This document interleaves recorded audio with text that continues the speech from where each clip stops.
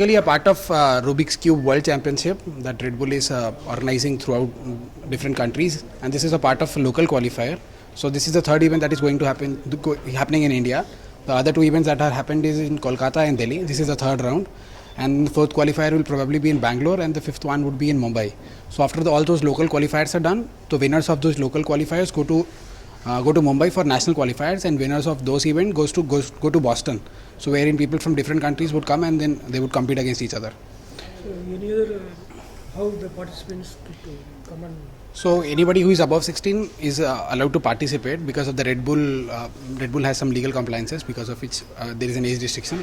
Anyway, anybody who is above 16 is allowed to participate, and we have had good number of participations here. And then the fastest time we could get today is 6.6 seconds for a 3x3 solve.